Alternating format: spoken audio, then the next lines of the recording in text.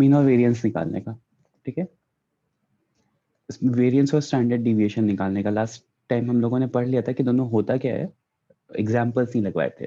तो लेट्स से I have following data 9, 12, 15, 18, 21, 24 and 27. Now what I have to do is I have to find the variance and standard deviation. Variance निकालना है और standard deviation. तो variance कैसे निकालेंगे इसका? Anyone? क्या क्या चीजें रिक्वायर्ड है वेरिएंस निकालने के लिए फॉलोइंग डेटा का?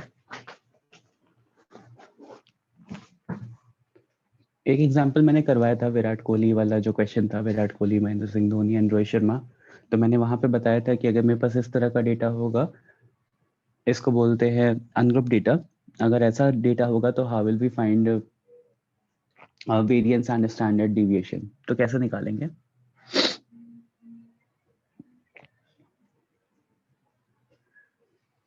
अच्छा, वेरिएंस निकालने के लिए क्या क्या चीजें रिक्वायर्ड होती हैं?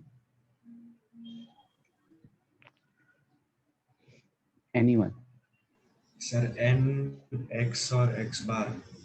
एन एक्स और एक्स बार रिक्वायर्ड होता है, ठीक है। मतलब क्या क्या, देखो वेरिएंस हम किस चीज का निकालते हैं, वेरिएंस होता क्या है, पहले तो ये पॉइंट समझना जरूरी था कि वेरिएंस और स्टैंडर्ड डिविएशन क्या होता है। तो मीन से जितना डिफरेंस रहता है उसका स्क्वायर करना पड़ता है। तो सबसे पहले तो मीन रिक्वायर्ड होगा। तो इस पूरे डेटा का हमें क्या करना होगा, मीन चाहिए होगा, ठीक है। उसको एक्स बार बोलेंगे, ठीक है। मैंने बोला था ना कि मीन एवरी डेटा को कंसिडरेशन में लेकर के होता है और मीन के साथ डिफरेंस देख करके होता है। तो सबसे पहले तो मीन रिक्वायर्ड होगा, फिर सारे डेटा को कंसिडरेशन में लेंगे, पहला data, second data, third data. तो वो हो गया तुम्हारा एक्स आई। तो एक्स आई रिक्वायर्ड हो गया, एक्स बार रिक्वायर्ड हो गया, और कितने नंबर ऑफ डेटा है, टोटल नंबर ऑफ डेटा कितने, एन रिक्वायर्ड हो गया। तीन चीजें रिक्वायर्ड है हमें वेरिएंस कैलकुलेट करने के लिए, ठीक है। अब यहाँ पे हम क्या करेंगे, सबसे पहले तो मीन निकालते हैं। तो मीन निकाल के बताओ इसका। 18 है। 18 आ रहा है मीन, क्योंकि देख के ही सिस्टमैटिक दिख रहा है, सिमेट्रिकल एपी डेटा है है, वो। राइट, सिमेट्रिकल डेटा है। तो 18 आ गया मीन, ठीक है। अब उसके बाद फिर हम क्या करेंगे, मीन से इसका डिफरेंस निकालेंगे और उसका स्क्वायर करेंगे, ठीक है। याद है, summation 1/n X minus x bar का होल स्क्वायर, ऐसा था कुछ, X I minus x bar का होल स्क्वायर। आई की वैल्यू 0 से 1 से लेकर के जो हम भी जहां तक भी जानी थी n तक। तो 1/n, 1/n is total data is 7, ठीक है। फिर समेशन हटाओगे तो क्या आ जाएगा, 18 माइनस 9, 18 माइनस 9 इज 9, 9 का स्क्वायर, 9 का स्क्वायर इज 81, प्लस 18 माइनस 12, 6 का स्क्वायर 36, प्लस 9, प्लस 0, प्लस वापस से 9, प्लस 36, प्लस 81। ये किया तो कितना आ गया, ऐड करो। 36 है। नहीं, इसको मल्टीप्लाई करने के बाद बेटा कितना आया, हाँ फाइनल आंसर तो 36 आ जाएगा। You are getting, after adding this you are getting 252, ठीक है। तो 1/7 इंटू 252 इज 36। तो जो मेरा वेरिएंस है, वेरिएंस का ये फॉर्मूला था, इसको सिग्मा स्क्वायर से डिनोट करते थे। वेरिएंस आ गया। अब स्टैंडर्ड डिविएशन निकालने के लिए क्या करेंगे, स्क्वायर रूट कर देंगे, तो 6 आ गया। तो स्टैंडर्ड डिविएशन एज एन जो मेरा डेटा इस तरह से डिस्ट्रीब्यूटेड है कि ±6 ऊपर नीचे चलेगा मीन से, ठीक है। मोर और मतलब कंसिस्टेंसी उसकी इतनी है, डेटा की कंसिस्टेंसी इतनी है जो स्टैंडर्ड डिविएशन है। इसका ये मतलब नहीं होता कि मिनिमम और मैक्सिमम कितना है। जैसे विराट कोहली का स्टैंडर्ड डिविएशन अगर उस टाइम 3 या 4 आया था, तो दैट डजंट मीन कि उसने करियर में कभी 0 नहीं बनाया है या करियर में कभी सेंचुरी नहीं मारी है, ठीक है। स्टैंडर्ड डिविएशन है जो हमारे पास ग्रुप डेटा है, उसमें डिविएशन कितना है मीन से, ऑलमोस्ट रफली एवरेज डिस्ट्रीब्यूशन कितना, एवरेज डिविएशन कितना है मीन से, ये चीज, ठीक है। अब ये तो हो गया सिंपल सा, ये तो सिंपल सा 2 मार्क का या 1 मार्क का क्वेश्चन हो गया। अगर मेरे पास यही चीज ग्रुप्ड डेटा होगा, ग्रुप डेटा होगा एज एन, जैसे एक क्वेश्चन देखते हैं, क्वेश्चन इज अच्छा अगर यहीं पे फ्रीक्वेंसी भी आ जाती तो क्या करते, लाइक 9 वाला डेटा 2 बार आ रहा है, 12 वाला डेटा 1 बार आ रहा है, तो सर व्हाट, उतने टाइम मल्टीप्लाई करते हैं, मल्टीपल। राइट, उतने time sigma F multiply x है। करते हैं। क्यों करते हैं ये समझ में आता है ना, एज एन 9 2 बार आया हुआ है तो या तो ऐसे लिख लो 9 और 9, या तो फिर 9 को 2 बार मल्टीप्लाई कर लो, रिजल्ट विल बी सेम। ठीक है, तो दैट इज व्हाई हम यहाँ पे फॉर्मूले में क्या चेंज कर देते,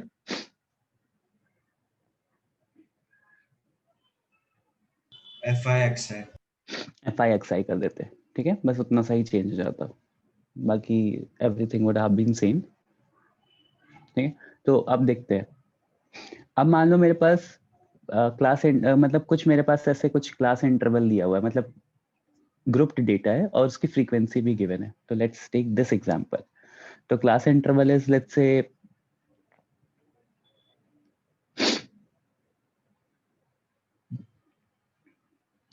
सिंपल सा डेटा लेते हैं, बहुत ज़्यादा कॉम्प्लिकेट नहीं करते।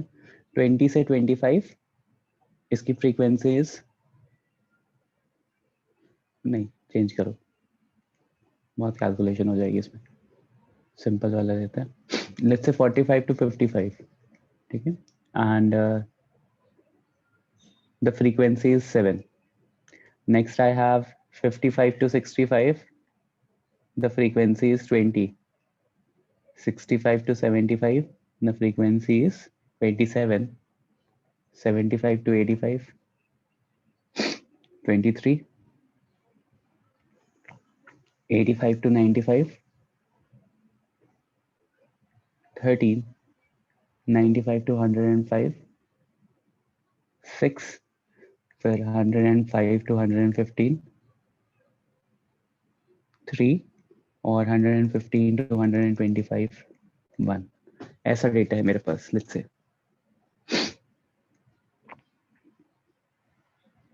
ठीक है, now for such data, how will we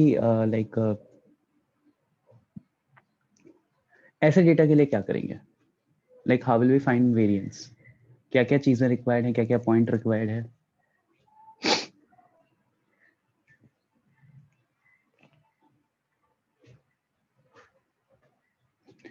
Aryan बेटा यहाँ पे ये फॉर्मूला याद है ना, 1/n xi minus x bar का स्क्वायर। आर्यन Yes, याद है, ठीक है। तो अगर मेरे पास 9 था, मीन क्या आया मेरे पास, एक्स बार क्या होता है, मीन होता है। yes sir. तो mean minus x I means x1 मान लो लिया मैंने, x1 is 9 right. Yes sir. तो अगर मैंने एक्स बार 18 माइनस 9 का स्क्वायर किया तो क्या आएगा, 9 का square Yes sir. Which is 81। Sir वो तो समझा, पर फिर +36 +9। क्योंकि समेशन है ना, समेशन का मतलब होता है कि जब तक आई कंप्लीट नहीं हो जाएगा तब तक ऐड करते रहना है। फिर यही चीज x2 के साथ करोगे, x2 इज 12, तो 18 माइनस 12 6, 6 का स्क्वायर इज 36। ओके सर, समझा। फिर 18 माइनस 15 एंड सो ऑन। फिर 18 माइनस 18 जीरो था तो जीरो लिखा नहीं है मैंने यहाँ पे। ठीक है, वापस से 18 माइनस 21 3 का स्क्वायर हो जाएगा 9, फिर 6 का स्क्वायर 36, 9 का स्क्वायर 81। समझ में आ ओके। गया। Yes sir. हम्म। हाँ, तो यहाँ पे थे हम। आई वाज आस्किंग कि यहाँ पे वेरिएंस निकालने के लिए हमें जो डेटा रिक्वायर्ड है, तो क्या क्या डेटा हम यहाँ से फेच कर सकते हैं। एक्स आई क्या होगा यहाँ पे, sir upper lower limit plus upper limit by 2। मतलब इन दोनों का एवरेज 50, हाँ सर, उसको 60। कुछ तो बोलते हैं ना। इसको हम मिड वैल्यू बोलते हैं। सर कुछ तो क्लास मार्क या कुछ तो था ना, क्या बोलते हैं उसको? हाँ सर, वही क्लास मार्क। हाँ, 70, 80, 90, 100, 110, 120। ओके, ये हो गया मेरा एक्स आई। अब एक्स आई भी गिवन है, फ्रीक्वेंसी भी गिवन है। तो देखो जैसे आप लोगों ने मीन कैलकुलेशन के लिए मैंने बोला था एक बार रिवीजन कर लेना क्लास 10th में, क्लास 10th वाला, कि 2-3 तरह के मेथड होते थे। एक स्टेप डिविएशन मेथड, नहीं हाँ, एक स्टेप डिविएशन मेथड होता था, और मतलब उसमें क्या होता था कि कैलकुलेशन थोड़ी इजी हो जाती थी, एक यूआई मान लेते थे, right, you guys remember that. एक अज्यूम्ड मीन मेथड होता था। हाँ सर। ठीक है, याद तो होगा नहीं तो, मतलब पूरा एग्जैक्टली प्रोसेस सर नहीं याद कुछ तो, होगा। हाँ प्रोसेस याद नहीं, कुछ तो ए मानते थे, फिर डी आई मानते थे, फिर यू आई मानते थे। कोई नहीं, चलो ठीक है, हम यहाँ पे क्या करते हैं, नॉर्मल मेथड से जाते हैं। ठीक है, आई हैव एक्स आई, मेरे पास फ्रीक्वेंसी है, मीन निकालने के लिए क्या करेंगे,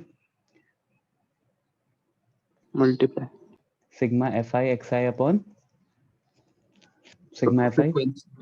फ्रीक्वेंसी का सम। ठीक है, तो sigma F I x I 50 into 7 350। एक बार सबने एवरेज निकाल के बताओ, ये सारा आपको वो डेटा गिवन है, फाइंड द एवरेज। समझ गए ना, बाकी लोग क्या करना है, 50 into 7 plus 60 into 20 plus this into this plus this into this plus this into this plus this into this into this plus this into this divided by total frequency का sum। ये करो तो you will get the mean। Mean बताओ कितना आ रहा है,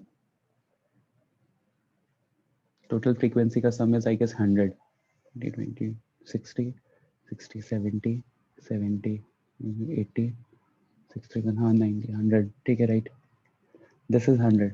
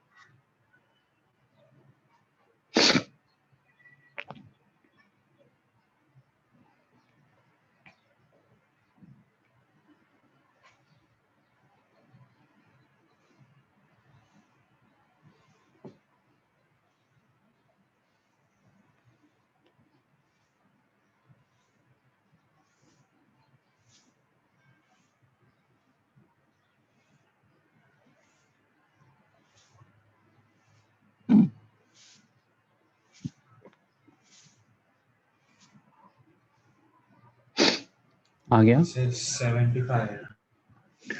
675 आ रहा है, तंबोली सर तुम्हारा 6450 कैसे आ रहा है, कुछ मिस कर दिया क्या? हाँ सर, एक मिस कर दिया। अच्छा, 7500 आ रहा होगा, मीन 75 आ गया। ठीक है, मीन है 75। ओके, 75 ही आएगा, 190 माइनस 1.5, हाँ ठीक है 75 आएगा। ओके, मेरा मीन आ गया। ठीक है, नेक्स्ट क्या रिक्वायर्ड है मुझे, x I minus x bar का स्क्वायर रिक्वायर्ड है, तो फ्रीक्वेंसी से मल्टीप्लाई करना पड़ेगा क्या? देखो ध्यान से एवरीवन, हम इसी कंक्लूजन पे पहुंचने की कोशिश कर रहे हैं, ये जो हमने फॉर्मूला पढ़ रखा है ना, हम यहीं पे पहुंचने की कोशिश कर रहे हैं। तो निकालने के मेथड बहुत सारे हो सकते हैं, लाइक आप मीन निकालने के लिए हो सकता है स्टेप डिविएशन मेथड यूज कर लो या कोई और मेथड यूज कर लो, कोई प्रॉब्लम नहीं है, मीन आएगा तो यही। ठीक है, and once you will get the mean, ठीक है, यहाँ पे थोड़ा कैलकुलेशन ज़्यादा लगी होगी बट स्टिल मीन आ गया एक बार। ठीक है, once you have this mean, तो हमें क्या करना है, X I minus x bar का स्क्वायर करना है।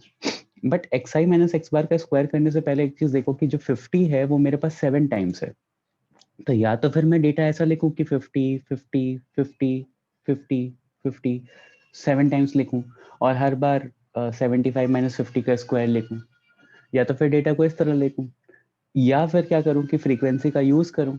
अब फ्रीक्वेंसी का यूज कैसे करोगे डेटा में, क्वेश्चन इज दिस। मल्टीप्लाई करें। मल्टीप्लाई कर देंगे, तो मल्टीप्लाई करने से क्या हो जाएगा, मतलब what will be your X I, मतलब कैसे मल्टीप्लाई करोगे,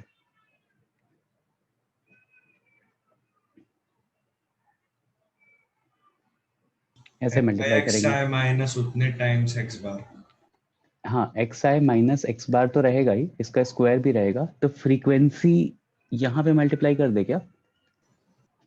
क्योंकि देखो क्या होगा, अगर आप 50 माइनस 75 माइनस 50 का स्क्वायर करोगे तो बेसिकली आप 25 का स्क्वायर कर रहे हो, ये आपको कितनी बार करना होगा, 7 बार करना होगा, तो पहले स्क्वायर कर ले और उसके बाद फ्रीक्वेंसी से मल्टीप्लाई करें।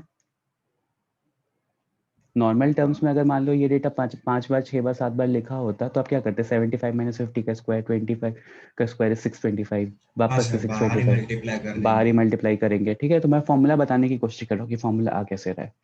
फिर इसका समेशन ले लेंगे, आई की वैल्यू कहाँ से कहाँ तक, मतलब 1 से लेकर के n तक, और डिवीजन में क्या रहेगा? सिग्मा एफ आई रहेगा, मतलब वही टोटल नंबर ऑफ डेटा रहेगा। तो ये फॉर्मूला हो जाता है, मतलब यहाँ पे एक्स आई माइनस एक्स बार के साथ एक सर फ्रीक्वेंसी डिनोमिनेटर मल्टीप्लाई। क्यों आएगा?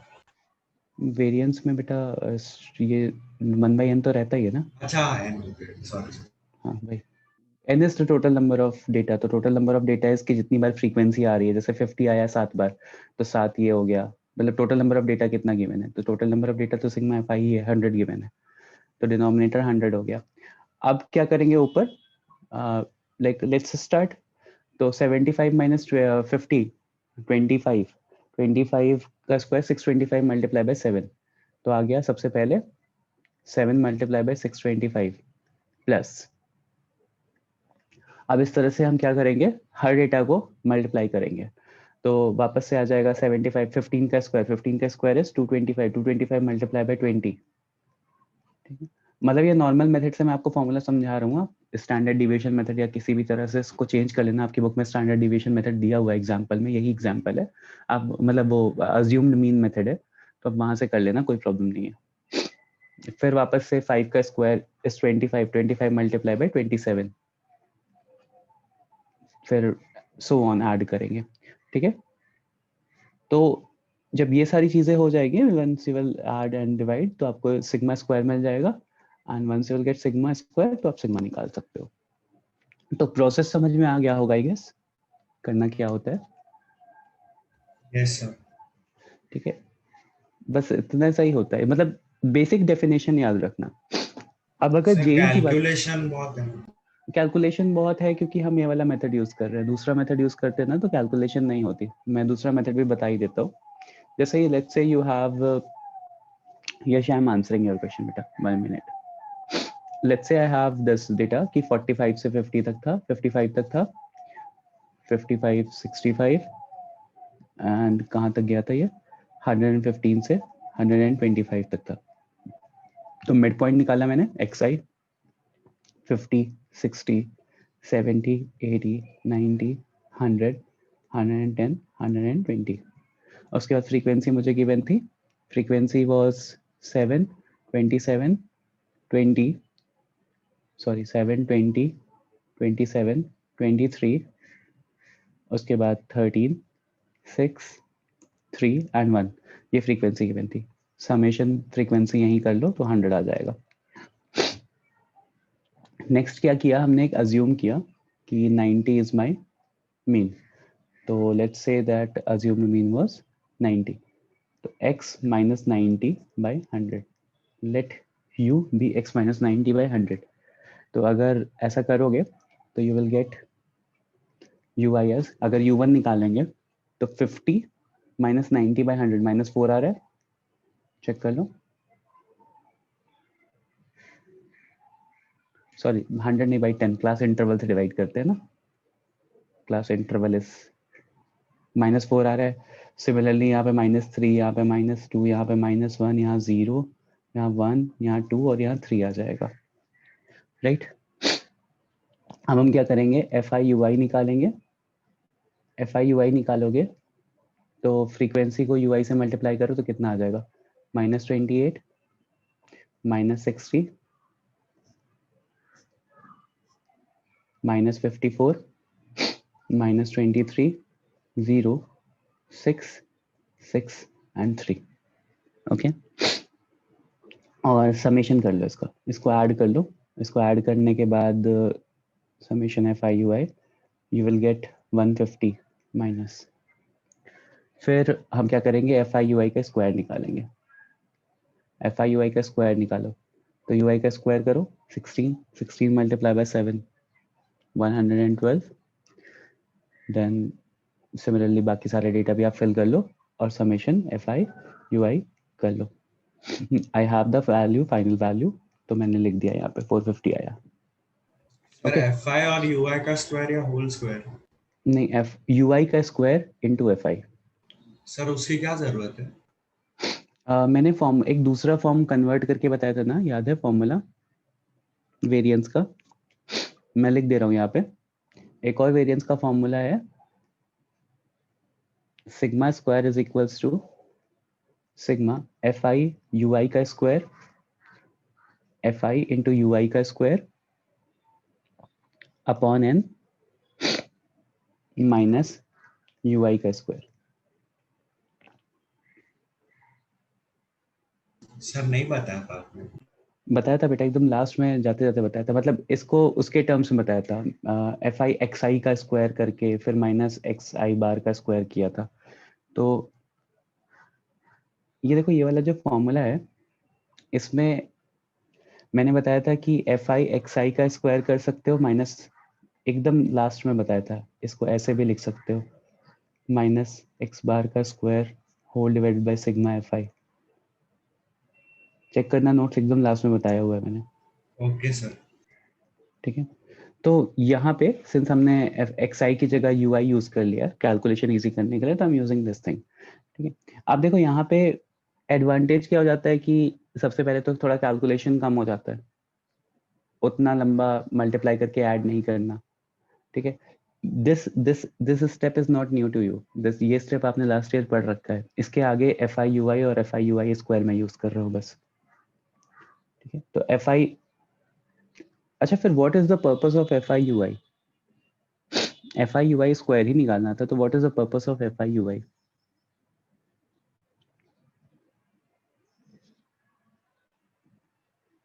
सर मीन फाइंड करने के लिए। वेरी गुड बेटा, हमें मीन भी तो फाइंड आउट करना है ना, तो मीन विल बी, जो मीन है यहाँ पे you I bar, that will B sigma F I U I, sigma F I U I upon sigma F I, तो वो -150 upon 100, that is -1.5।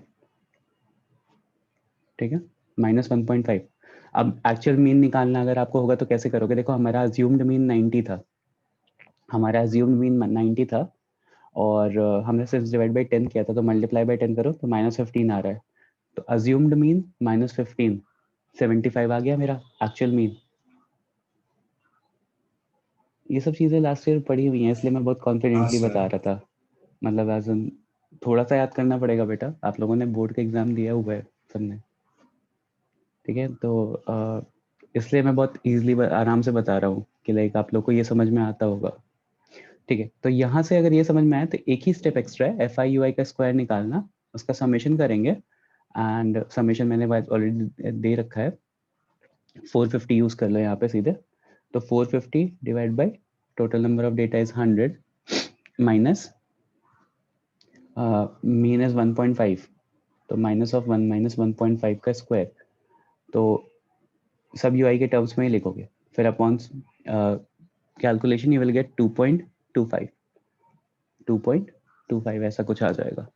Once you have 2.25, तो एक्चुअल वेरिएंस, ये variance in terms of U आएगा, variance in terms of U आएगा, हमें variance in terms of X required है, variance in terms of X required है, तो variance in terms of X हो जाएगा, क्योंकि वेरिएंस में स्क्वायर होता है, तो h का स्क्वायर मतलब जिससे डिवाइड किया उसके स्क्वायर से मल्टीप्लाई करेंगे इंटू 2.25, तो वो 225 आ जाएगा। तो दैट इज वाई इतना कंफ्यूजन ना हो, इसके लिए ही मैं इतना सिंपल मेथड बता रहा था कि लाइक बेसिक्स से ही करो, हो जाएगा। थोड़ा कैलकुलेशन लंबा जाएगा but you will get the right answer, and जो एक्चुअल पेपर होता है you will gate sufficient amount of time. जो 3 घंटे का पेपर होगा आपका स्कूल का, you will gate sufficient amount of time कि आप 10 मिनट स्पेयर कर सकते हो।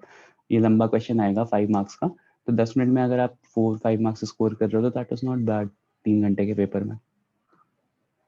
तो बहुत कंफ्यूजन ना हो कि कितने सारे फॉर्मूले याद रखोगे, इसके लिए यूज दिस मेथड। अगर याद कर सकते हो तो ये वाला मेथड याद कर लो। ठीक है, ये सॉल्व एग्जांपल बुक में दिया हुआ है, ऐसे कैलकुलेशन थोड़ी इजी हो जाती है but the number of steps gets increased, वहां पे दिमाग नहीं लगाना है। Okay, now coming back to this point कि आईआईटी में इसके कैसे क्वेश्चंस आएंगे। तो आईआईटी में ऑब्वियसली इतना कैलकुलेटिव पेपर नहीं बनता, लाइक वहाँ दिमाग टेस्ट करना है आपका, आपकी कैलकुलेशन नहीं टेस्ट करनी है।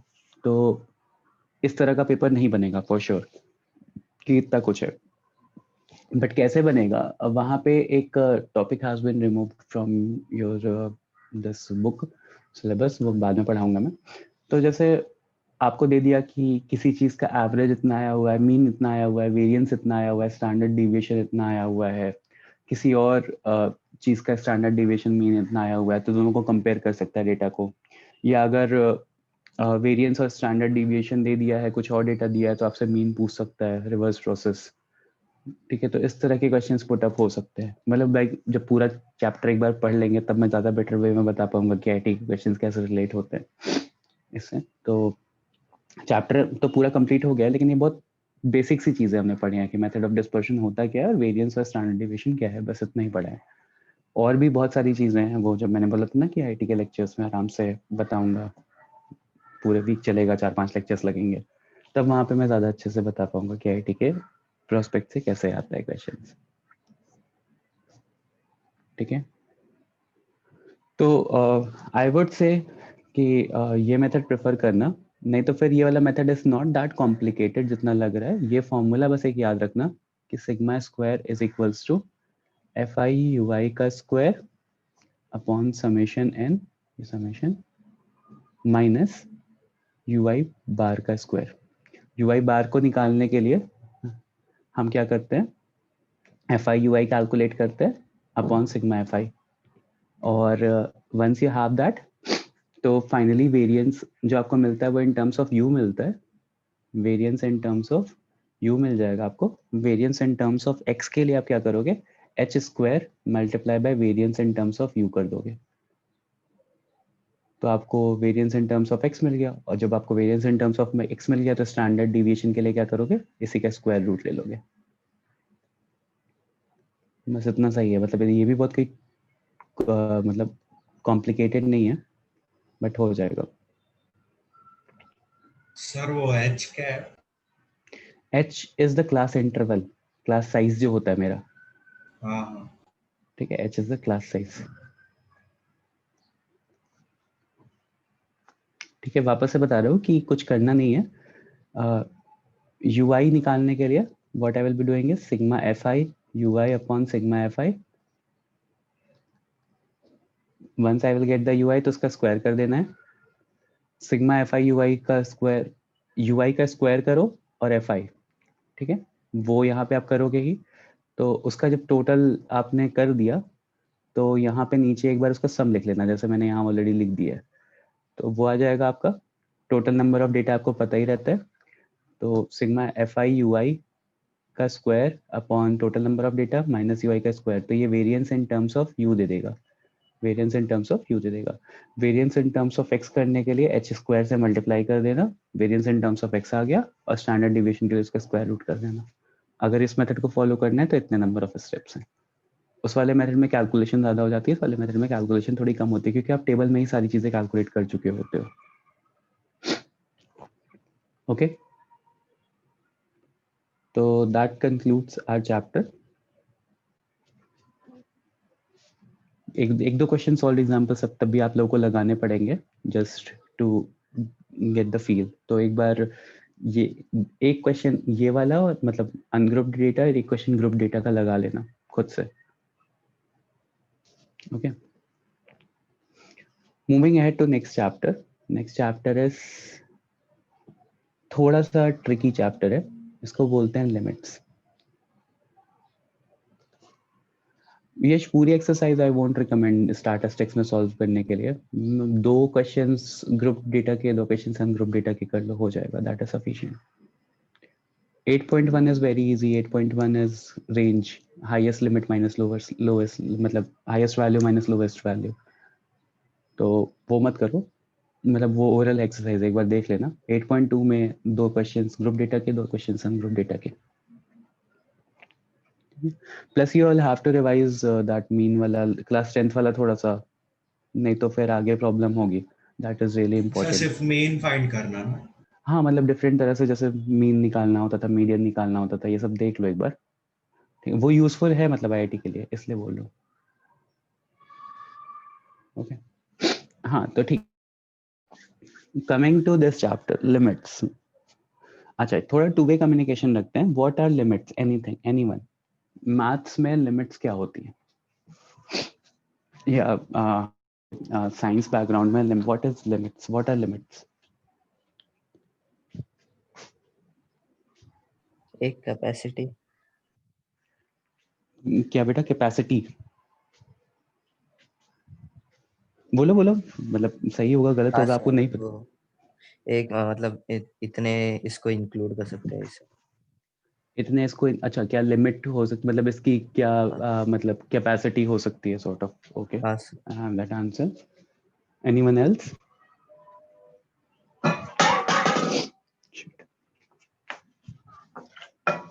हाँ सॉरी, कोई और लिमिट्स क्या हो सकता है? आर्यन? मतलब लाइक बहुत बार सुना होगा ना कि this is a chapter of mathematics, तो इसको सुन करके दिमाग में क्या इमेज आती है? What is the first impression that you get upon hearing this chapter limits?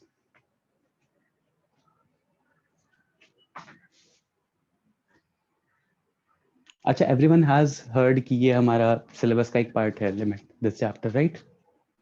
हाँ. सबने सुना तो है ना? कोई ऐसा तो नहीं है ना कि जिसने Yes. अभी तक, जिसको अभी तो पता ही नहीं कि लिमिट्स नाम का कोई चैप्टर भी पढ़ने वाले हैं. और कई बार ये भी सुना होगा कि this is the starting point of calculus.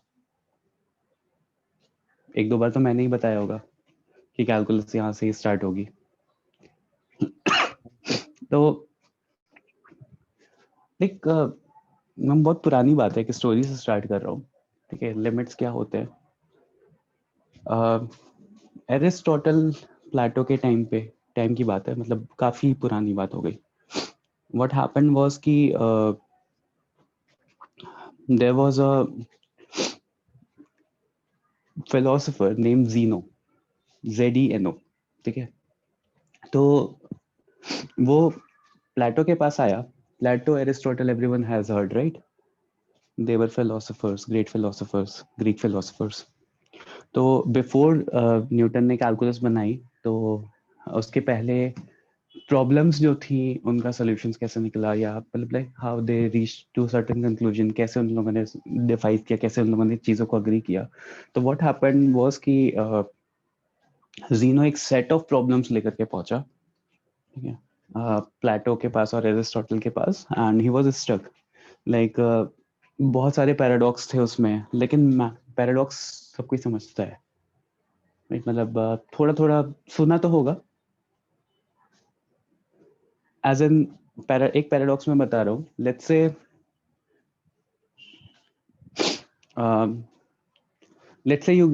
you get the formula to develop a time machine. ठीक है, तो तुमने टाइम मशीन बनाया. इज एवरीवन विथ मी अभी तक? आवाज आ रही Yes, है? sir. Okay, Sir. हाँ. तो let's say you get the formula to build a time machine and you have build a time machine. आज से अब टाइम मशीन यूज करके आप फ्यूचर में गए, एंड व्हाट हैपेंड इज कि फ्यूचर में जाने के बाद यू रियलाइज्ड कि like somehow I got the formula to build a time machine and I was able to reach the future. ठीक है, अब टाइम पास होने लगा, आप वहाँ पे अपना आगे साइंस एक्सपेरिमेंट्स करने लगे. Later on you get this realization that back in past, uh, like who gave you this book and how were you able to build this time machine? तो तुमने ये सोचा कि your past self will still be living there, and क्यों ना मैं इसको वापस से बुक, मतलब या वो फॉर्मूला हैंड ओवर करूं, जिससे कि व्हाट विल हैपन इज कि ही और she will be able to build a time machine again.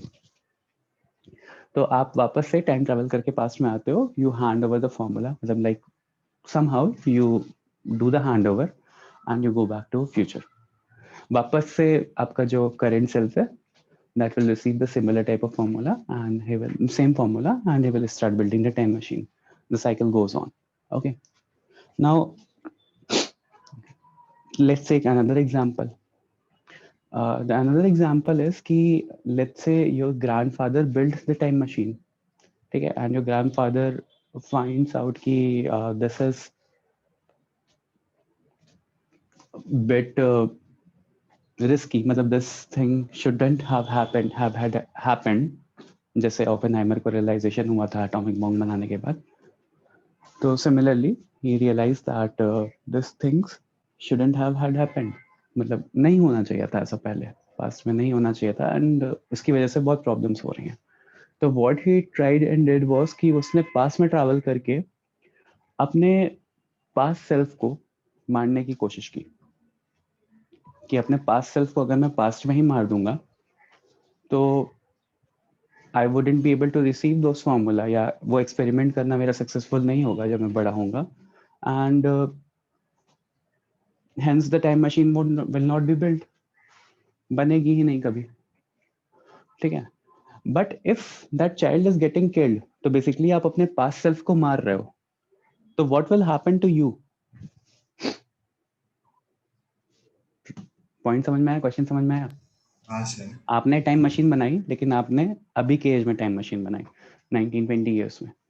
आप फ्यूचर देखा आपने टाइम मशीन में जाकर के, and future was very disruptive, और डिस्ट्रक्टिव था बहुत, एंड बहुत सारी चीजें थी. तो somehow you decided that this is not the right thing for humankind. So what you did was कि आपको ये चीजें 40-50 ईयर्स में डाउन द लाइन रियलाइजेशन हुआ. Then what you did was कि आपने टाइम ट्रेवल यूज करके, जो टाइम मशीन आपने बनाई थी, आपने अपने ही आपको जा करके मार दिया. या somehow what you did was कि जब मैं रहूंगा ही नहीं पास्ट में, तो I will not be building this time machine. So what is happening to your present self in that case? क्योंकि अगर आपका पास्ट ही नहीं है, तो how will you exist in the future? This is one of such a paradox. Paradox is basically ऐसे कहे गए क्वेश्चंस जिसका आंसर नहीं होता, that you can assume in number of times. तो बहुत सारे assumptions पे बेस्ड बहुत सारे assumptions होते हैं, assumed questions, जिसका कोई फिक्स आंसर नहीं निकल पाता. तो that is different type of paradox. तो ये हो गया कि पैराडॉक्स क्या होता है. Now what Zeno did was, coming back to our original story, कि ग्रीक फिलोसफर्स थे प्लेटो, एरिस्टोटल. तो what Zeno did was, Zeno reached to Plato with an number of paradox, जिसमें से क्या कहते हैं, वन सच पैराडॉक्स वाज कि अगर सर मुझे यहाँ से ए पॉइंट से पॉइंट बी तक जाना है, if I have to go from point A to point B, ठीक है,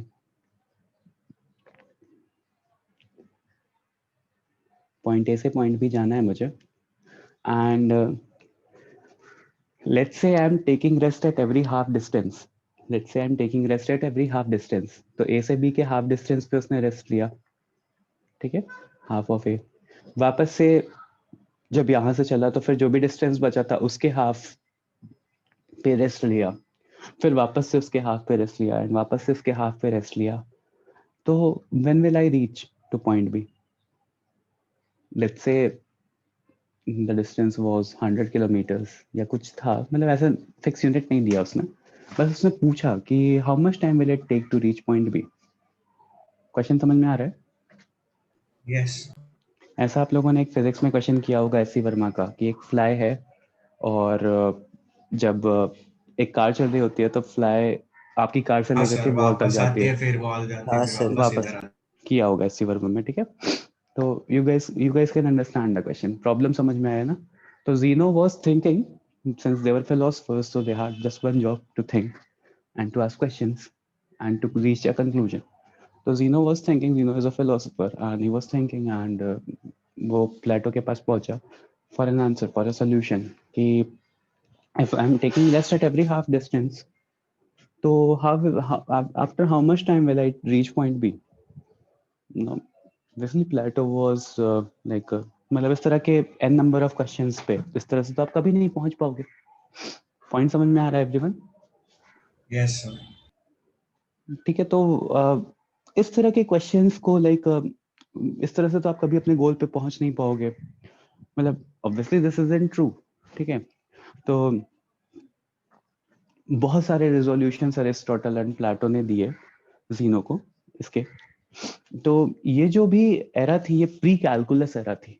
मैथमेटिक्स में दो तरह की एरा है, एक प्री कैलकुलस एरा है, एक पोस्ट कैलकुलस एरा है। पोस्ट कैलकुलस एरा जिसमें हम लोग हैं, ठीक है। तो मैथमेटिक्स की लैंग्वेज में one is pre calculus era, one is post calculus era. तो बहुत सारे इस तरह के क्वेश्चंस थे जिसका प्री कैलकुलस एरा में फिलोसॉफिकल आंसर्स थे, like obviously the time taken will be infinite, the time taken will be infinite, और कोई ऐसा करेगा नहीं रियलिटी में। so this was not real life problem, but छोटी छोटी माइन्यूट डिटेल्स की वजह से कैसे हमारा आंसर इन्फिनिटी की तरफ टेंड कर जाता था, या कैसे बहुत सारे ऐसे क्वेश्चंस थे जिनमें we had so much calculation problems कि like 0 by 0 आ जा रहा है, how to approach this questions, such questions। तो इन सारे छोटी छोटी चीजों का आंसर लिमिट्स देता है। जैसे फॉर एग्जांपल एक और फिजिक्स का ही प्रॉब्लम मैं लेता हूँ। जैसे मान लो स्प्रिंग मास बैलेंस, पता है सबको क्या होता है स्प्रिंग मास बैलेंस? एक स्प्रिंग लटकी रहती है, उसमें अगर हम मास सब्स्टिट्यूट करते हैं, वेट सब्स्टिट्यूट करते हैं, तो स्प्रिंग नीचे खिंचती है, और जितना खिंचती है अकॉर्डिंगली द मीटर शोज की द वेट रेटिंग इज दिखता दिस, है। वेट दिखता है, ठीक है, रेटिंग दिखती है, वेट दिखता है, तो स्प्रिंग मास बैलेंस बोलते हैं उसको। नाउ अगर मैं आइडियली कंसिडरेशन में लूँ, आइडियल कंसिडरेशन में लूँ कि I have a spring mass system, मैंने एक वेट टांग लिया neglecting the mass of spring, तो आपको जो भी वेट दिखेगा वो किसका दिखेगा? जो आपने वेट डाला है उसका दिखेगा। बट एक्चुअली में रियलिटी में ऐसा होता नहीं है। रियलिटी में तो स्प्रिंग का भी मास होता है, ऑल्दो नेग्लिजिबल होता है बट स्टिल होता है, राइट। अगर आप 100 kg, अगर आप अपना वेट नाप रहे हो स्प्रिंग मास सिस्टम से, तो कंसिडरिंग कि 60 kg 50 kg के आप हो, तो 60 kg 50 kg अगर आप डाल रहे हो तो स्प्रिंग का मास तो कुछ ग्राम होगा, 15 ग्राम 100 ग्राम से बीच में होगा, तो उससे बहुत उतना वेट आप नेग्लेक्ट कर देते हो। लाइक 10 ग्राम 100 ग्राम क्या डिफरेंस आ रहा है अगर 15 50 60 kg हम वेट नाप रहे हैं तो। But in reality that 50 grams or 10 grams whatever the weight will be the spring that matters, right? तो ये सारा छोटा डेटा लेने के बाद कैसे इस छोटे डेटा को कंसिडरेशन में लेना है, कैसे इनफाइनाइटली स्मॉल डेटा को कंसिडरेशन में लेना है, the solution is limits. And limit was the actual thing जिसकी वजह से कैलकुलस बना। बेस्ड ऑन लिमिट्स हम कैलकुलस फॉर्म कर पाए, हम डेरिवेटिव्स तक पहुंच पाए। जैसे एक और एग्जांपल देखते हैं, like अभी तक whatever I'm teaching, मतलब whatever I'm saying everyone is able to understand, मतलब लिमिट नहीं समझ में आ रहा होगा बट क्या क्या प्रॉब्लम्स हो रही थी वो समझ में आ रहा होगा। Yes Yes, sir. sir. Okay. Yes sir. अब जैसे मान लो मैंने एक फॉर्मूला दे दिया कि displacement is a function of time, ठीक है, और मैंने बोल दिया 5t स्क्वायर, 5t स्क्वायर, और 5t स्क्वायर था और मुझे कैलकुलेट करना था एवरेज टाइम, ठीक है। लाइक अब मैं क्या करने की कोशिश कर रहा हूँ यहाँ पे, what I am trying to do is कि मेरे पास एक फंक्शन है डिस्प्लेसमेंट का 5t स्क्वायर, एंड अब मैं time is equals to 2 second के आसपास वेलोसिटी कैलकुलेट करने की कोशिश कर रहा हूँ। Time is equals to 2 second के आसपास वेलोसिटी कैलकुलेट करने की कोशिश कर रहा हूँ। तो एवरेज वेलोसिटी क्या होती है anyone? Change in displacement per time.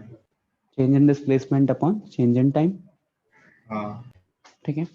तो let's say time is equals to 2 second के आसपास आप कैलकुलेट करने की कोशिश कर रहे थे, तो change in displacement let's say 5t square था, ओरिजिनली 0 से स्टार्ट हुआ था, t इज इक्वल्स टू 0 पे s इज इक्वल्स टू 0 था, ठीक है।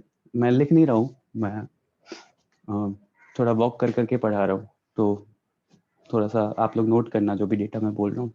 Displacement is equals to 5t square है, ओके। डिस्प्लेसमेंट उसके बाद फिर मैंने बोला कि time is equals to 0 second पे the displacement is 0, the displacement is 0। Next time is equals to 2 second पे मुझे एवरेज वेलोसिटी चाहिए, time is equals to 2 second पे मुझे एवरेज वेलोसिटी चाहिए। तो उस एवरेज वेलोसिटी के लिए क्या करना पड़ेगा? Change in displacement upon change in time, तो time is equals to 2 second पे डिस्प्लेसमेंट कितना आया 20 तो 20 minus 0 upon change in time 2, तो एवरेज वेलोसिटी कितनी आ गई 10 आ गई, 10 मीटर पर सेकेंड आ गई। अब लेट्स से मुझे time is equals to 2 second पे एवरेज वेलोसिटी तो पता चल गई, लेकिन मुझे एग्जैक्ट वेलोसिटी अगर चाहिए हो time is equals to 2 second पे, तो without differentiating how will I do it? Differentiation since आप लोगों ने फिजिक्स में पढ़ रखा है, बट बिना उसका यूज किया how will I find out what is the exact velocity? Just instantaneous velocity आप बोलते हो ना, आप सिंपल सा डिफरेंशिएट कर देते हो। सर कैसे पता चलेगा? राइट, कैसे पता चलेगा? राइट, बता ही नहीं सकते। नहीं पता चल पाएगा। एवरेज वेलोसिटी निकालने के लिए तो ये हाफ द फॉर्मूला, बट हाँ। उस पर्टिकुलर इंस्टेंस पे क्या वेलोसिटी होगी वो हमें आइडिया नहीं है। राइट, यस बिना डिफरेंशिएशन किए, डिफरेंशिएशन लिमिट से ही डिराइव होता है। ठीक है, अभी वो आज के लेक्चर में नहीं, लेकिन 1-2 लेक्चर में यू विल सी कि मैं क्या पॉइंट बोलना चाह रहा था। तो what I was saying is कि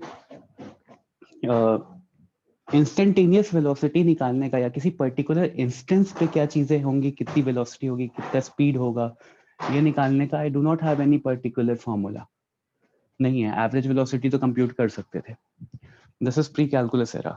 ठीक है, अब प्रॉब्लम आया कि अगर मुझे किसी पर्टिकुलर इंस्टेंस पे वेलोसिटी चाहिए होगी या किसी पर्टिकुलर इंस्टेंस पे अगर मुझे कोई डेटा चाहिए होगा, तो how will I do it?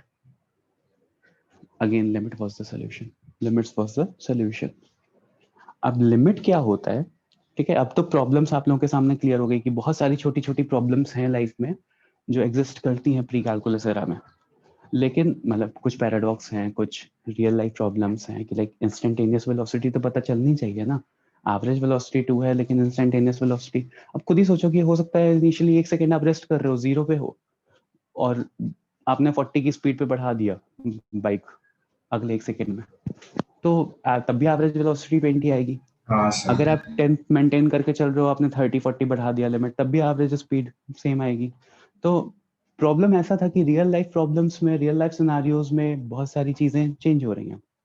At least I have a function की 5t स्क्वायर से ही चेंज किया है मैंने कि लाइक टाइम जब चेंज होता जाएगा तो डिस्प्लेसमेंट इतना होता जाए, at least I know that function.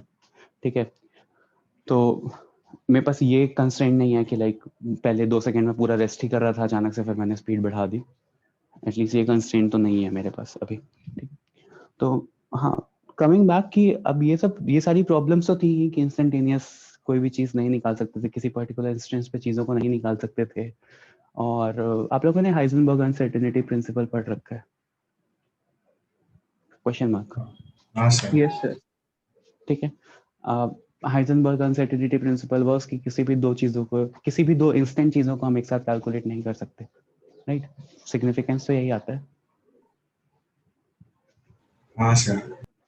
देखो, जो भी आप फिजिक्स केमिस्ट्री मैथ्स में पढ़ते हो ना, everything is related, specially maths और फिजिक्स। मैथ्स होती ही इसलिए है कि हम फिजिक्स को सपोर्ट कर सके अच्छे से।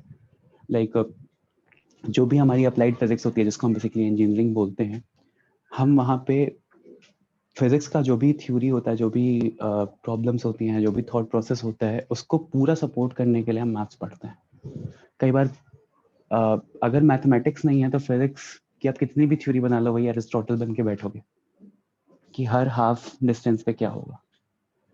उसके लिए फिर आप n नंबर ऑफ थ्योरी दे दो, but you do not have maths to support it, that is just a theory. ठीक है, तो that is why maths is very important. कई बार मैथ्स बहुत सारे चीजों का आंसर होती है, बहुत सारी चीजों का।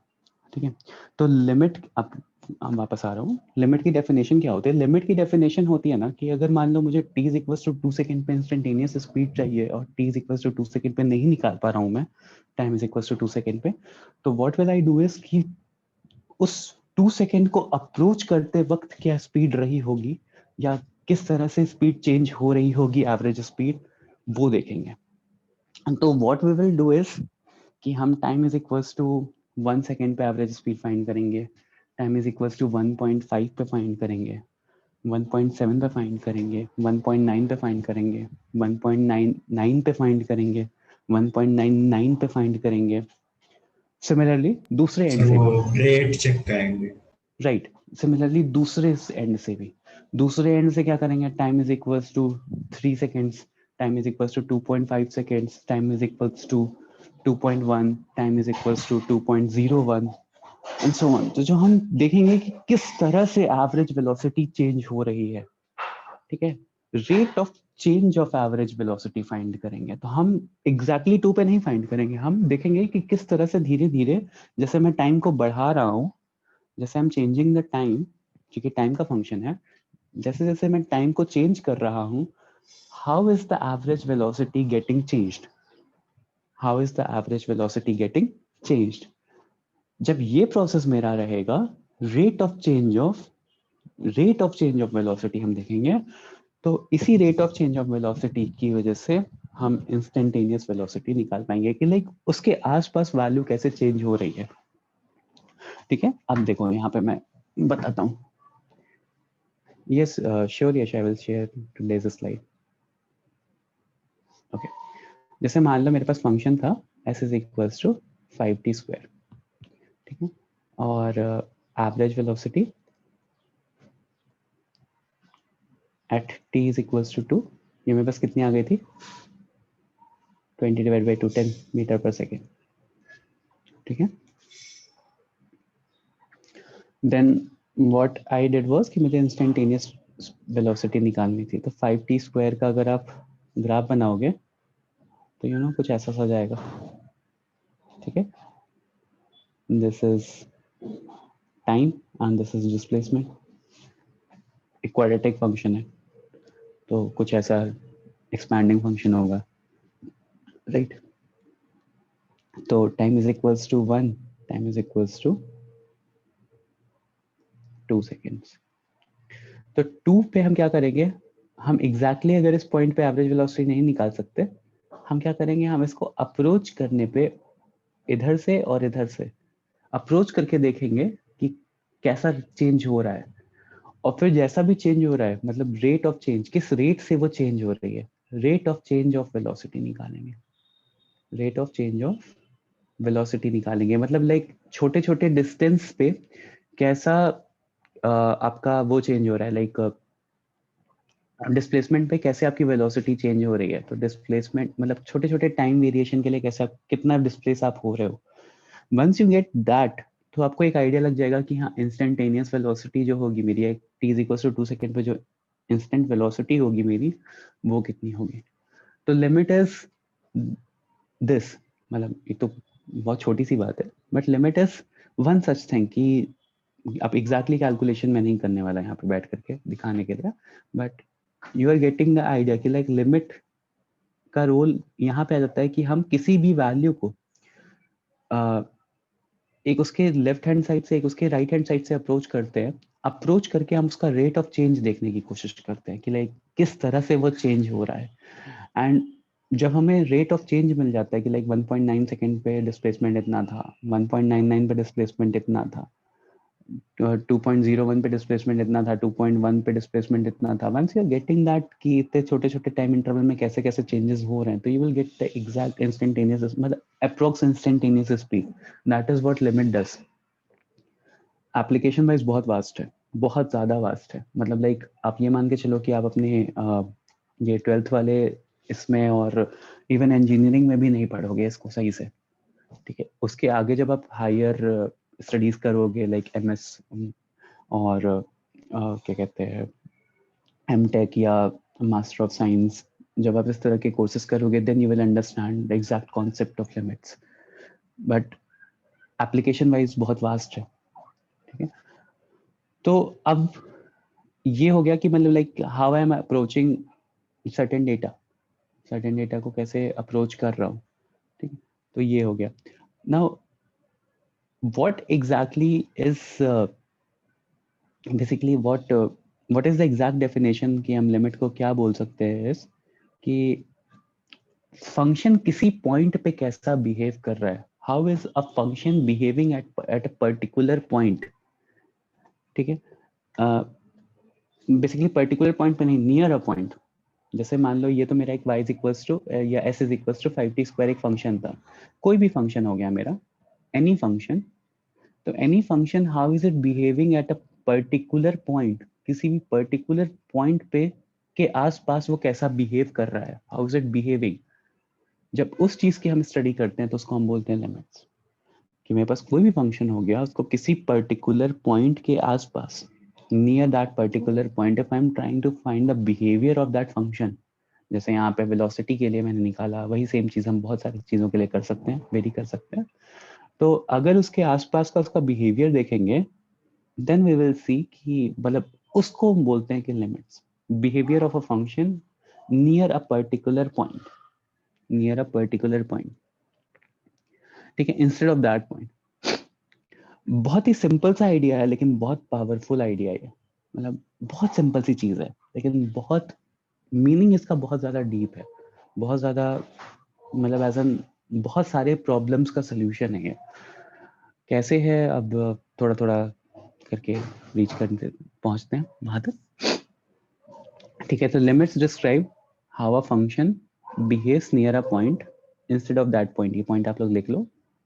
Limits describes how a function behaves, limits describes how a function behaves near a point instead of that point। उस पॉइंट के आसपास उस फंक्शन का बिहेवियर कैसा है, ठीक है। इसको लिखने का वे होता है, जैसे मान लो ये मेरे पास कोई फंक्शन होता f ऑफ x और हम a पॉइंट के आसपास देख रहे हैं, तो हम इस फंक्शन का बिहेवियर कहाँ पे देख रहे हैं, ये फंक्शन है, इसका बिहेवियर हम कहाँ पे देख रहे हैं, x is equals to a के आसपास, ये x एक्सिस पे है ना, x is equals to a के आसपास हम देख रहे हैं। तो इसको लिखने का भी ये होता है कि जब लिमिट a को टेंड कर रही है, लेफ्ट हैंड से भी टेंड कर सकती है, राइट हैंड से भी टेंड कर सकती है, जब a को टेंड कर रही है तो फंक्शन का बिहेवियर कैसा है, how is it f of x, ठीक है। तो ये होता है लिमिट का एग्जैक्ट मतलब।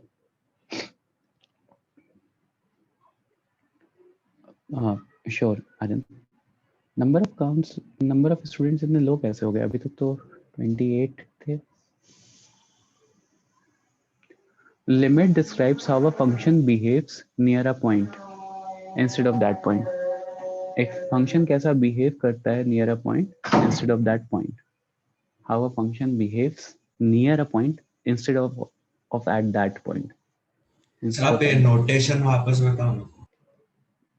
हाँ बेटा, ये नोटेशन होता है कि हम फंक्शन को, f का एक फंक्शन है मेरा, उसको x tends to a, tends to, ये जो सिंबल होता है, ये जो एरो होता है, इसका मतलब होता है tends to, x tends to a पे लिमिट कर रहे हैं, मतलब एज एन जब a को अप्रोच कर रहे हैं, ठीक है, a को अप्रोच कर रहे हैं, a को इक्वल नहीं कर रहे हैं, जब a को अप्रोच कर रहे हैं तो how is the function behaving, tends to a में लेफ्ट हैंड लिमिट भी हो सकती है, राइट हैंड लिमिट भी हो सकती है। तो राइट हैंड लिमिट के लिए, राइट हैंड लिमिट के लिए RHL, राइट हैंड लिमिट के लिए हम अगर स्पेसिफाई करना चाहें तो a प्लस देखते हैं कि a से थोड़ा सा ज्यादा पे कैसा फंक्शन बिहेव कर रहा है, उसको a प्लस लिखते हैं। और अगर मुझे स्पेसिफिकली लेफ्ट हैंड लिमिट लिखनी है तो हम क्या करेंगे, limit x tends to a minus पे फंक्शन कैसा बिहेव कर रहा है। और इन जनरल लिमिट, इसको लिखने का मतलब हो गया कि दोनों राइट हैंड लिमिट और लेफ्ट हैंड लिमिट दोनों को कंसिडरेशन में लिया। अगर स्पेसिफिकली मुझे राइट हैंड लिमिट चाहिए तो x tends to a plus, a के थोड़ा सा राइट में, a से थोड़ा सा ज्यादा। अगर लेफ्ट हैंड लिमिट देखनी है तो limit x tends to a minus, a minus मतलब लेफ्ट a से थोड़ा सा, ठीक है मोहित। Yes okay, next. अब देखो नॉर्मली क्या होता है कि किसी भी सिंपल से फंक्शन के लिए, जैसे मान लो मैंने एक फंक्शन बोल दिया कि f of x is equals to 3x, ठीक है, और लिमिट चेक कर रहा हूँ x टेंड्स टू 2 पे। तो नॉर्मल से फंक्शन के लिए लिमिट की वैल्यू वही आएगी 6 के आसपास ही आती है, like left hand limit, like x is equals to, अगर 2 सब्स्टिट्यूट करोगे तो यू विल गेट 6, राइट? तो अगर लेफ्ट हैंड लिमिट से थोड़ा सा पहले देखोगे तो दैट विल बी 5.9999, थोड़ा सा बाद में देखोगे तो that will be 6.0001 and so on. तो that is approximately equal to 6। तो नॉर्मल फंक्शन में तो कोई प्रॉब्लम नहीं होती है, नॉर्मल फंक्शन एज इन जिस फंक्शन में कोई कॉम्प्लिकेशन नहीं हो। Whereas if you get a function like थोड़ा सा कॉम्प्लिकेट कर रहा होगा, ठीक है, whereas you get if you get a function like let's say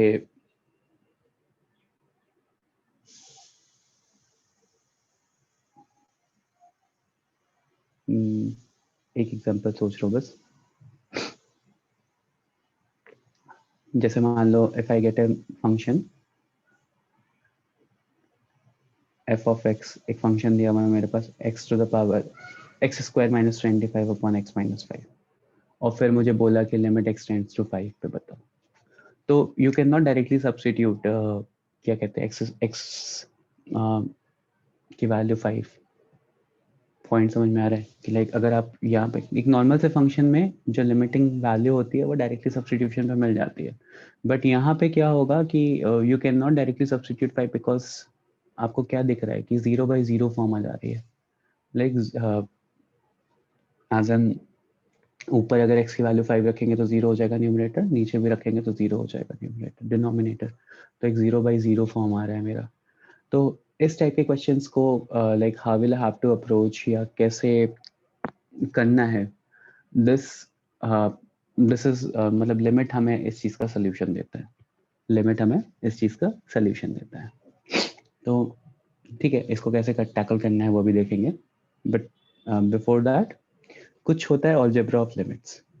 algebra of limits, अब अलजेब्रा ऑफ लिमिट्स क्या करता है कि मान लो मेरे पास कोई दो फंक्शन है f(x) plus minus g of x, अगर मैंने ऐसा किया और limit x tends to a ऐसा कुछ किया है,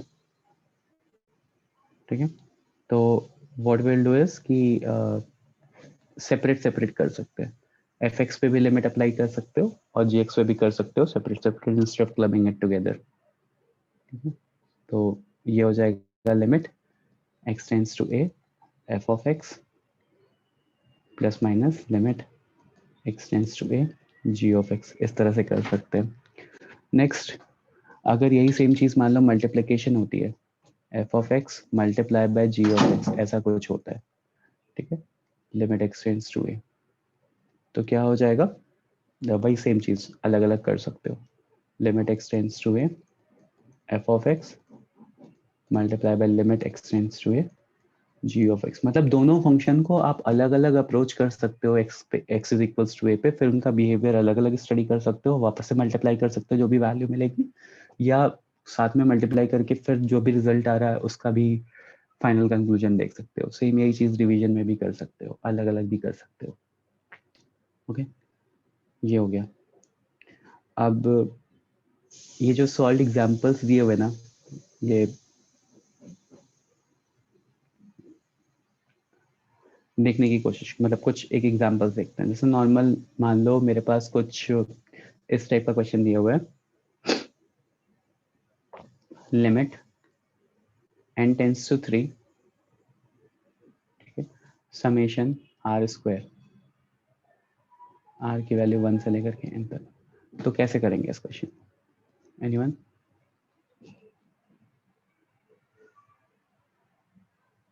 सबसे पहले तो लिमिट क्या दिया हुआ है, n टेंड्स टू 3 दिया हुआ है, तो सबसे पहले तो n की वैल्यूज देखो, यहाँ पे क्या हो रहा था, limit x tends to something हो रहा था, तो x की वैल्यू में यहाँ सब्स्टिट्यूट कर पा रहे थे, राइट?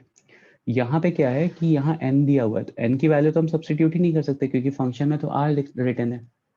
तो सबसे पहले तो एक n का फंक्शन बनाना पड़ेगा। वो n का फंक्शन कैसे होगा, इसका एक्सपैंड करोगे तो क्या आएगा, समेशन r स्क्वायर का फॉर्मूला क्या होता है,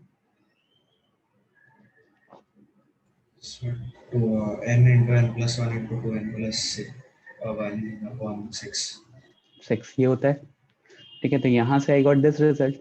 अब यहाँ पे लिमिट n टेंड्स टू 3 डालूंगा, तो 3 डाल दो, 3 4 2 3 = 6 + 1 7 डिवाइड बाय 6, क्या आंसर आ जाएगा? ठीक है। सिमिलरली देखो, जैसे कॉम्प्लिकेटेड फंक्शन नहीं होते तब तो ओके है, तब तो आप डायरेक्टली लिमिट की वैल्यू सब्स्टिट्यूट कर सकते हो। But what happens if you are getting a question like this, question is limit x tends to 1, और ऑब्वियसली ऐसे क्वेश्चंस आएंगे नहीं, ये बस समझाने के लिए, ये क्वेश्चंस नहीं आएंगे। ये वाला क्वेश्चन देखते हैं एक बार। x tends to 1, 1/x - 1 upon x - 1। मान लो मेरे पास ये क्वेश्चन है, अब क्या करेंगे? डिनोमिनेटर 0 आ रहा है, डिनोमिनेटर 0 आ रहा है, ठीक है, 0 तो बाय मतलब 0 आ रहा 0/0 फॉर्म मिल रही है मुझे, तो थोड़ा सा एडजस्टमेंट करते हैं हम इस पर्टिकुलर क्वेश्चन के लिए। कैसे एडजस्टमेंट करते हैं? लेट्स टेक द एलसीएम ऊपर, तो लिमिट x टेंड्स टू 1, तो आ जाएगा 1 - x अपॉन x - 1।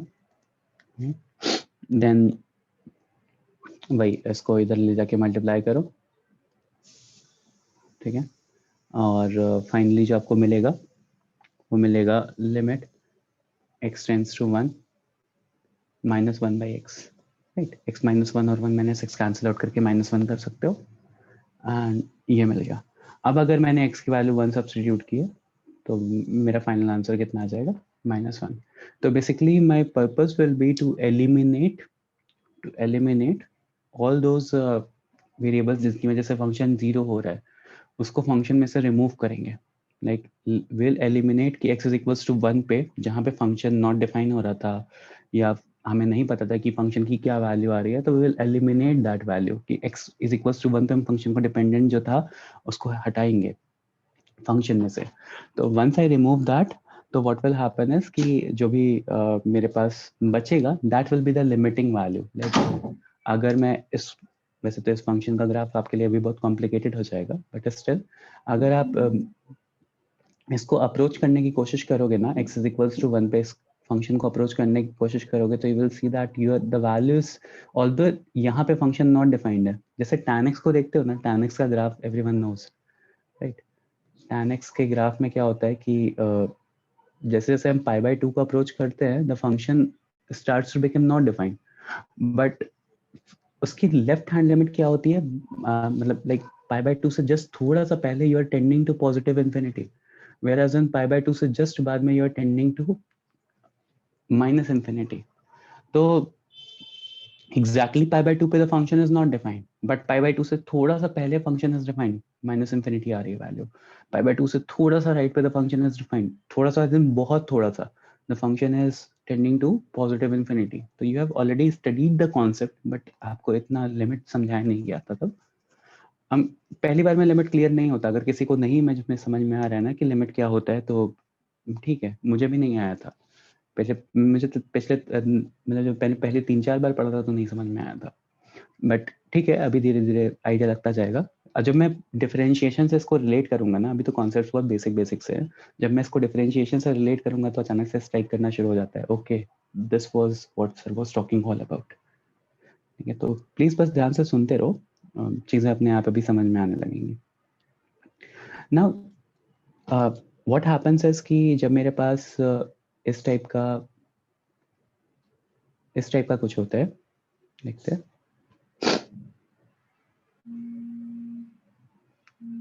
एक मिनट।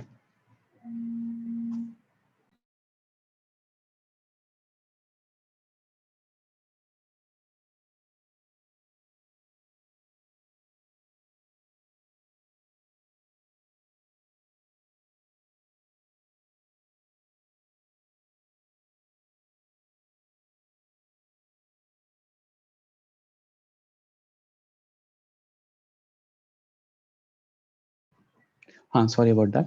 हाँ, तो what I was saying is कि जैसे मान लो एक मेरे पास ऐसा कुछ प्रॉब्लम आता है कि limit x tends to a, x to the power n minus a to the power n upon x minus a। यही तो प्रॉब्लम है ना कि 0/0 फॉर्म बन रहा है। तो इसको कैसे अप्रोच करेंगे?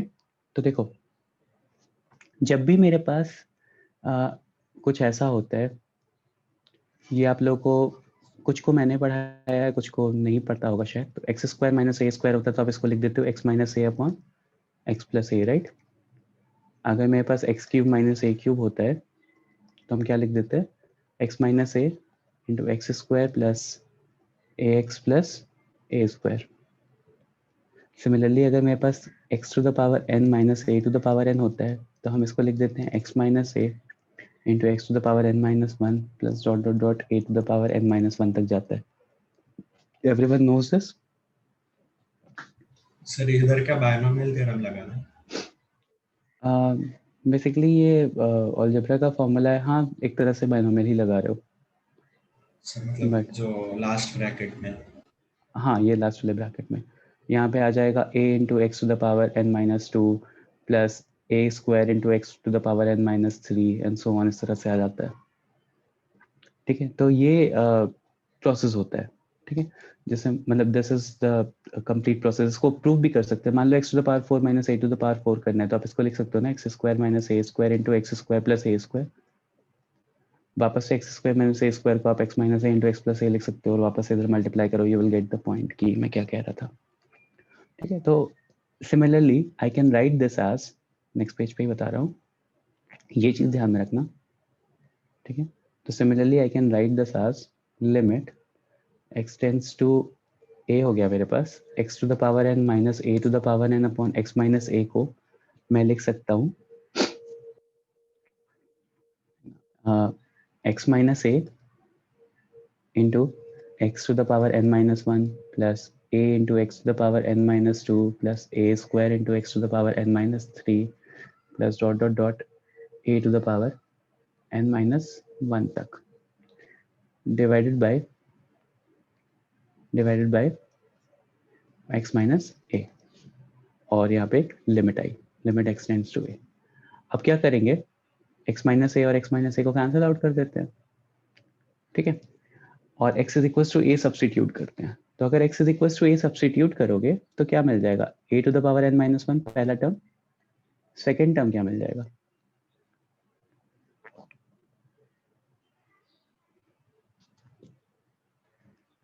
a सब्सटीट्यूट करोगे तो a to the power n minus two into a to the power n minus one ही मिल जाएगा।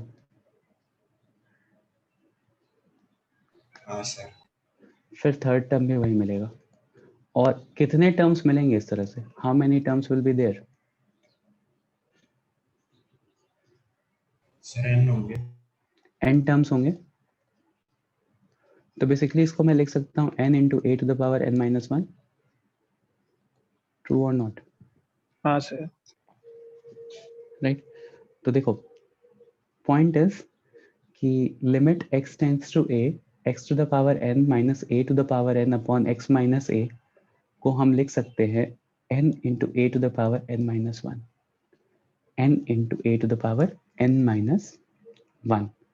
तो लिमिट ने क्या किया, एक ऐसा सा जो क्वेश्चन है जहाँ पे कुछ p बाई क्यू फॉर्म है, जहाँ पे 0/0 फॉर्म आ रही थी मेरी अलजेब्रा में, उसके लिए थोड़ा सा सिंप्लीफाई करके I got the value n into a to the power n minus one, n into a to the power n minus one. अब अगर यही चीज मैं, ठीक है, ये सबने नोट कर लिया होगा यस। हाँ, तो what I was saying is कि limit x tends to n minus a to the power n upon x minus a is equals to n into a to the power n minus one, अगर मैं कुछ ऐसा लिख रहा हूँ। ठीक है, अभी थोड़ा सा और होल्ड करते हैं, जो मैं पॉइंट बताने जा रहा था उसको। तो अब यहाँ पे एक मैंने क्वेश्चन लिखा हुआ था, you guys might have noted it down, कि ऐसा क्वेश्चन था। तो यहाँ से अब लिमिट की वैल्यू निकाल सकते हैं क्या, देखो x raise to the power n minus, देखो क्या आ रहा है, इसको मैं लिख सकता हूँ x square minus five square upon x minus five. तो ये क्या, ये वाली फॉर्म दिख रही है n into a to the power n minus one वाली। यहाँ पे n की वैल्यू क्या है, 2 है, a क्या है, 5 है, 10 आंसर आ गया इसका। हाँ सर। तो ये लिमिट का एक थ्योरम है, this is one theorem, x raise to the power n upon x minus a to raise to the power n upon x minus a जिसकी वैल्यू है n into a to the power n minus 1। इस तरह के बहुत सारे questions हैं। जैसे मान लो कुछ क्वेश्चंस आप करो। Question is let's say if I have limit x tends to 4, x raised to the power n minus 4 raised to the power n upon x minus 4 is equals to 48 to find the value of n.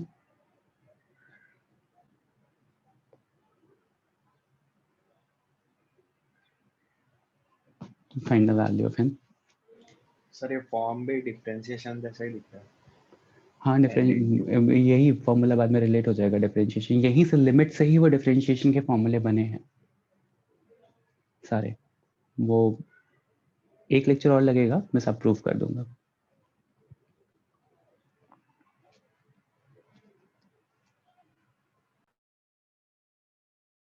Sir वो x raise to 4 है या n है? n है, x raised to the power n minus 4 raised to the power n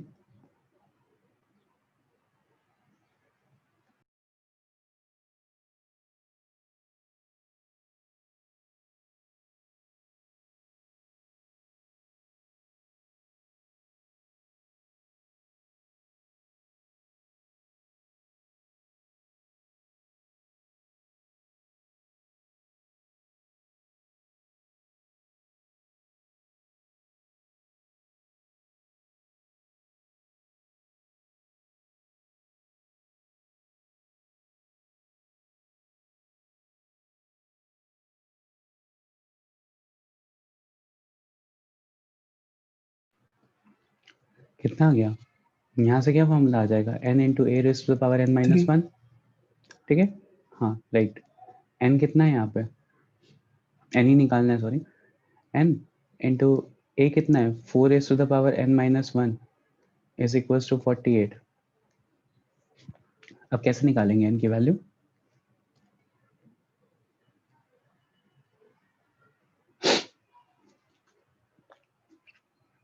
four के factors में break करेंगे क्योंकि 4 का पावर है, तो इसको लिख सकते हो 3 इंटू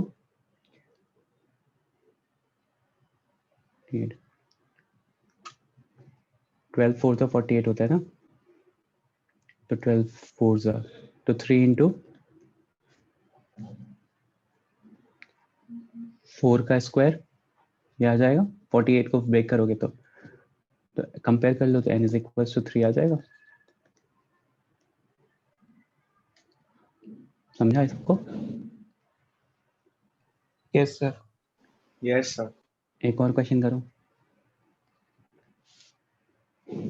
ये आप लोग का लास्ट लेक्चर है, right?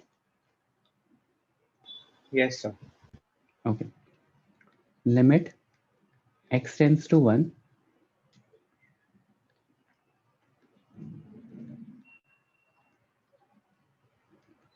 2x minus 2 whole divided by root of 26 plus x minus 3, ये क्यूब रूट है। Cube root of 26 plus x minus 3। थोड़ा सा एडजस्टमेंट करना पड़ेगा, करो देखो क्या आ रहा है।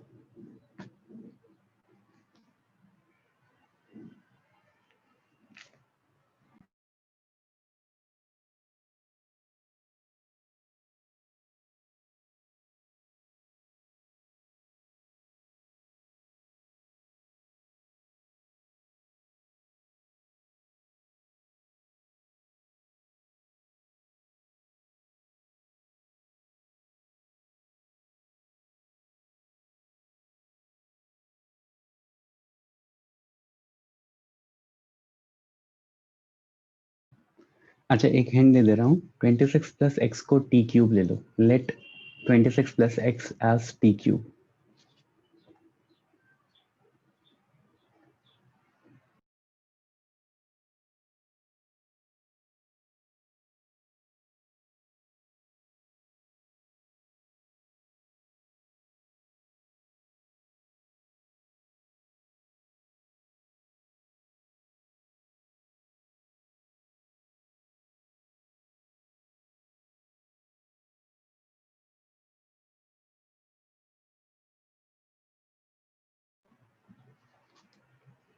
ठीक है, देखो that 26 plus x is equals to t cube.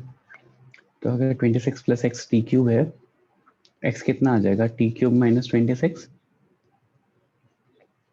Right? Substitute करते हैं वैल्यूज यहाँ पे, तो limit x tends to 1, x की जगह t क्यूब प्लस 26 सब्स्टिट्यूट करो तो कितना आ जाएगा? 2t cube minus 52 minus 2 divided by t minus 3, और यहाँ से क्या आ जाएगा? 2t cube minus 54 upon t minus 3। अब क्या करेंगे? अब देखो यहाँ लिख रहा हूँ लिमिट x टेंड्स टू 1, तो यहाँ से 2 कॉमन ले लो, तो 2 कॉमन ले लोगे, और अच्छा ये जो कांस्टेंट होता है उसको लिमिट के बाहर ला सकते हैं, क्योंकि कांस्टेंट चाहे लिमिट ले करके फिर कांस्टेंट मल्टीप्लाई करो, चाहे कांस्टेंट मल्टीप्लाई करके फिर लिमिट लगाओ, बात बराबर हो जाती है। तो 2 कॉमन ले लिया, limit x tends to 1, t cube minus 54 कितना हो जाएगा? 27 अपॉन t माइनस 3। आपको वाली फॉर्म दिख गई जो रिक्वायर्ड फॉर्म थी एडजस्टमेंट करने पे? यस। तो यहाँ से क्या आ जाएगा? n into x tends to 1 था ना,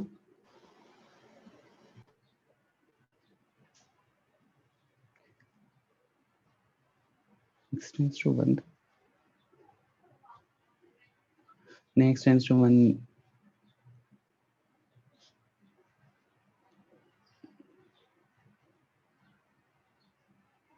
हाँ सर, तो T3 हो जाएगा। हाँ ठीक है t3 हो जाएगा। x टेंड्स टू 1 था यहाँ पे, अगर x को 1 रखेंगे तो t कहाँ पे पहुंच रहा है?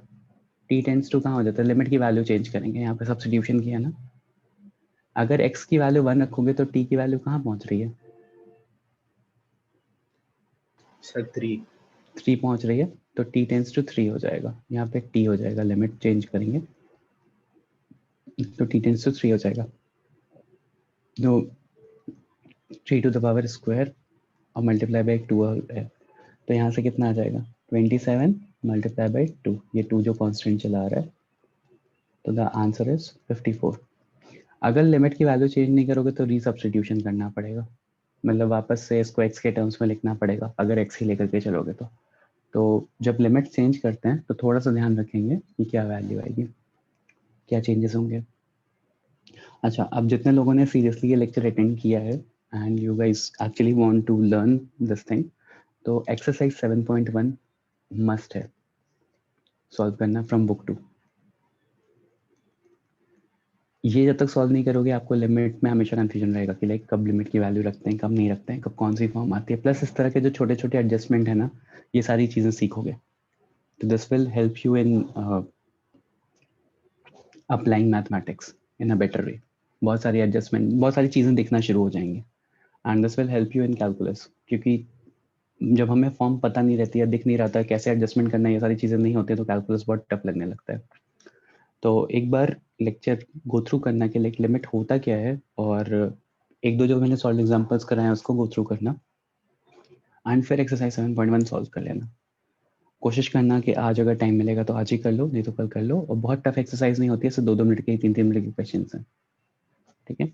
सारे क्वेश्चन ही करने हैं सारे, मतलब as an you have 9 questions all together, तो 9 क्वेश्चंस में इतना टाइम नहीं लगेगा, ठीक है? 9 4 9 नहीं 3 4 मतलब बेसिक से ही क्वेश्चंस हैं, कुछ तो एकदम ओरल वाले हैं, हो जाएंगे, ठीक है? चलो फिर I am ending this session, I will share the slide. Sir कब तक सबमिट करना है? कल तक कर लो, कल शाम तक। कोई और पेपर नहीं है ना आप लोग का अभी? सर आज ये फिजिक्स का है, TWD। अरे कोई दिक्कत नहीं बेटा, ये आधे घंटे से ज़्यादा का असाइनमेंट नहीं है, टाइम निकाल लेना। ओके लेकिन उससे ज़्यादा डिले करोगे तो समझ में नहीं आएगा, फिर गैप हो जाएगा, इसलिए बोल रहा हूँ। ओके ओके सर, आपको ही सेंड कर दो डायरेक्ट पर्सनल। हाँ मुझे डायरेक्टली सेंड कर देना, कोई प्रॉब्लम होगी किसी क्वेश्चन में तो मुझसे पूछ भी लेना व्हाट्सएप करके। ओके सर, हमें ट्रांसफॉर्म करने की जरूरत कब आती है? जब डिनोमिनेटर 0 वगैरह हो रहा हो? हाँ मतलब लाइक एज एन जब भी जब आपको 0/0 फॉर्म दिख रही है, ठीक है, ये वाला फॉर्म बेसिकली जो हम पढ़ रहे हैं ना, ये 0/0 फॉर्म है, लाइक न्यूमरेटर भी 0 हो रहा है और डिनोमिनेटर भी 0 हो रहा हो, तो कुछ ना कुछ एडजस्टमेंट करने की जरूरत पड़ जाती है फिर उसको सिंप्लीफाई करने के लिए। तो ये नहीं वन तो ऑफ ऑर्डिनरी क्वेश्चन से होते हैं सिर्फ पुट हाँ, नहीं तो बहुत ऑर्डिनरी क्वेश्चंस होते हैं, ठीक है। इस तरह की 7 फॉर्म्स हैं, ये तो 0/0 फॉर्म है। हाँ, आईआईटी वाले चीज़ों में हम 6 फॉर्म्स और पढ़ेंगे जहाँ पे Okay, लिमिट बहुत यूजफुल होता है और फॉर्मूला कैसे डिराइव होता है। अभी इसी को ट्रिगो में भी अप्लाई करेंगे नेक्स्ट सेशन में, ट्रिग्नोमेट्री के क्वेश्चंस में भी अप्लाई करेंगे, तो अलजेब्रा का था, ठीक है। तो पहले ये कर लेना, फिर नेक्स्ट सेशन ज़्यादा समझ में आएगा। okay. चलो ठीक है, Bye, thank you sir. Everyone, bye.